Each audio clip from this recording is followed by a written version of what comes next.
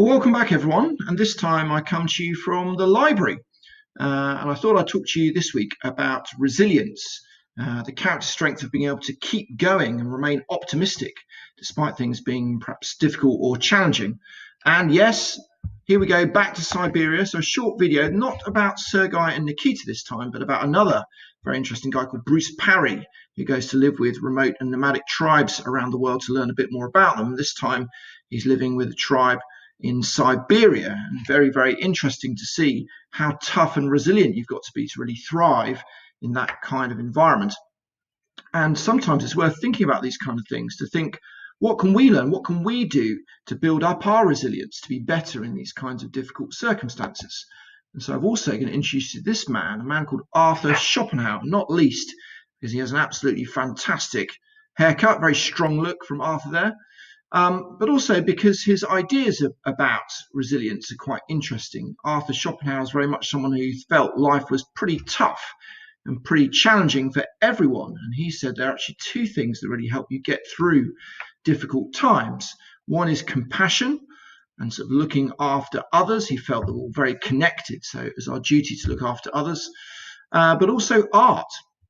And I've included quite an interesting video there of an artist I quite like, Pablo Picasso, doing a live drawing in front of somebody who had 5 minutes to create a drawing.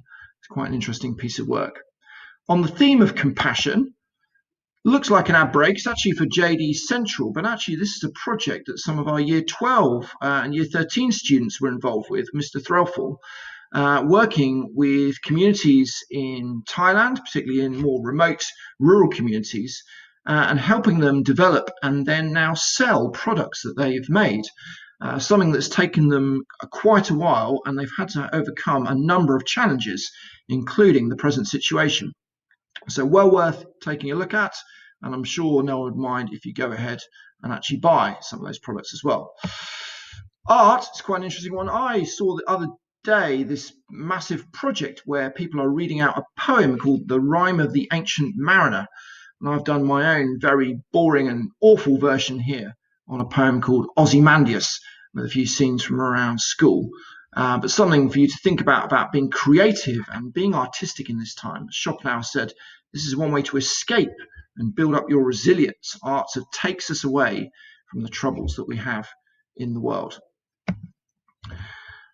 And now a more traditional sort of message about resilience. I've spoken about this briefly before in Assembly, but I just wanted to mention it again. This is President Kennedy and a famous speech he gave back in 1962. We choose to go to the moon, not because it is easy, but because it is hard. And it's a message I've said to you before sometimes, that sometimes the difficult thing to do is often the right thing to do.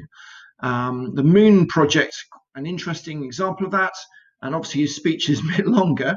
You can look into it a bit more detail, but certainly quite a few messages about resilience there. Not least, it took them 7 years to do the space program, $20 billion, an enormous number of people involved. And actually just in terms of landing the lunar module, it took them over 2,000 practice runs where they said about 1,000 of them, they crashed the lunar module.